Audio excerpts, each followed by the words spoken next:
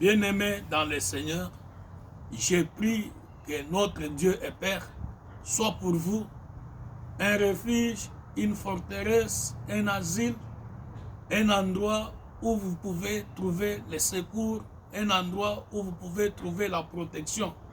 J'ai pris que Dieu notre Père vous protège de tout piège, de tout filet et de toute attaque d'où qu'elle vienne, et cela dans le nom de notre Seigneur Jésus-Christ. Le message que le Saint-Esprit a mis dans mon cœur pour partager avec vous en ce jour se trouve dans la Bible, dans l'Évangile selon Luc, le premier chapitre. Vous pouvez lire du 5e au 15e verset. Là, la Bible nous parle de la naissance de Jean-Baptiste.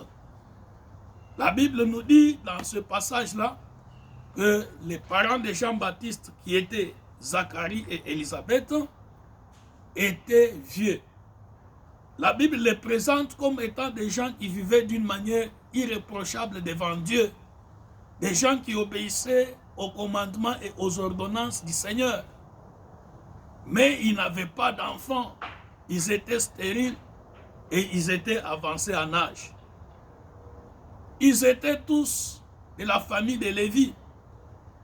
Élisabeth est décrite comme étant parmi les filles d'Aaron, donc descendants d'Aaron. Et Zacharie, pour exercer les fonctions de sacrificateur, certainement il était de la famille d'Aaron et il était Lévi. Ils étaient mariés, mais avancés en âge, pas d'enfants. Pourquoi? Parce que Élisabeth était stérile. Mais ils ne se sont pas séparés. Ils n'ont pas abandonné à servir Dieu. Ils ont eu une foi têtue. Ils ont eu une endurance têtue dans leur foi et dans leur relation avec le Seigneur. Et cela a payé. Un jour que Zacharie était en train de faire son service, désigné selon les calendriers, selon les procédures des sacerdoces, l'ange de Dieu lui est apparu et lui a amené la nouvelle en lui disant que ta femme Élisabeth va avoir un enfant et tu lui donneras le nom de Jean. Zacharie tremblait. Il avait la frayeur, il n'avait pas le courage. Il a essayé un peu de douter. Vous savez, cela a abouti dans le fait qu'il ne pouvait plus parler. Parce qu'on ne doute pas de la parole de Dieu. Quand Dieu dit une chose, il l'accomplit. Parce que c'est le Dieu qui connaît la fin d'une chose avant son commencement. C'est le Dieu tout-puissant qui crée par sa parole, qui ramène même les ossements desséchés à la vie. Bien-aimés, ici, j'aimerais que nous puissions attirer notre attention sur une chose, sur le fait que Zacharie et sa femme n'ont pas abandonné Dieu. Vous savez, il y a des situations que Dieu peut changer d'un coup comme ça, et il y a des situations dans lesquelles nous devons apprendre à vivre avec les situations.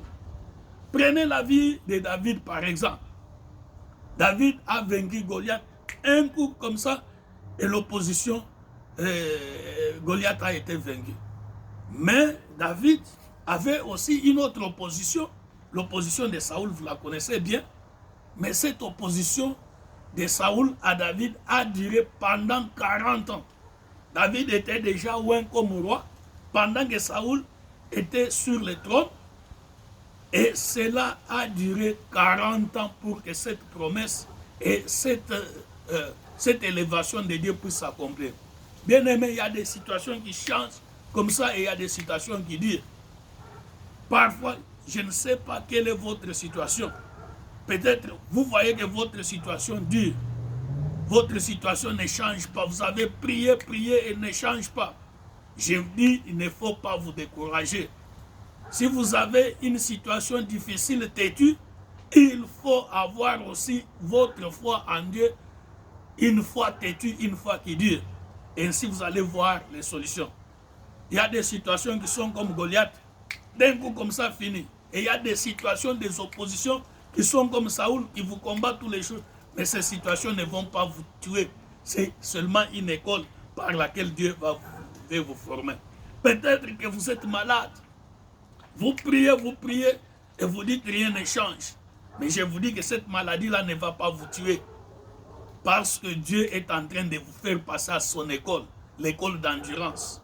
Il y a des choses que Dieu peut faire en quelques secondes comme ça, mais il y a des choses que Dieu prend tout son temps afin de vous former pour que vous puissiez encourager les autres personnes.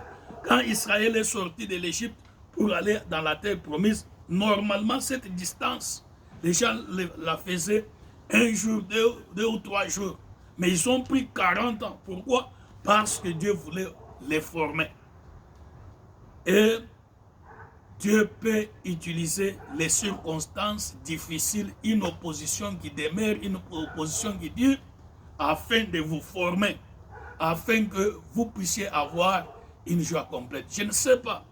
Peut-être qu'il y a des prophéties qui ont été dites sur vous.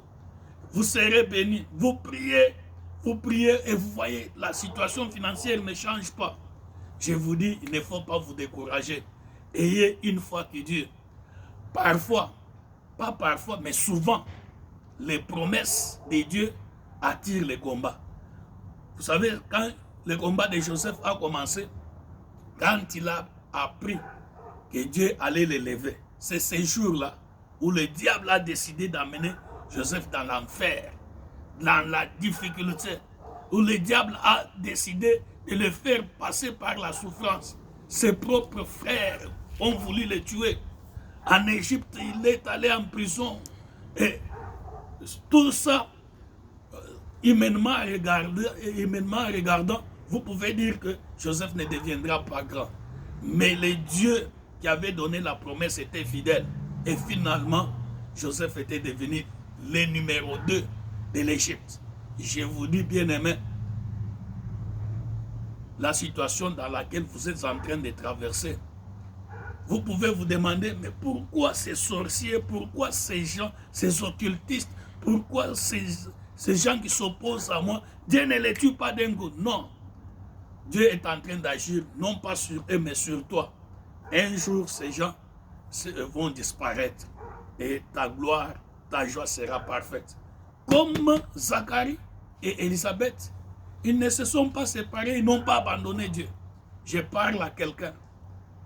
Il faut avoir une foi têtue, une confiance têtue en Dieu, une confiance qui dure, et vous allez être bénis, et ça sera un sujet de joie.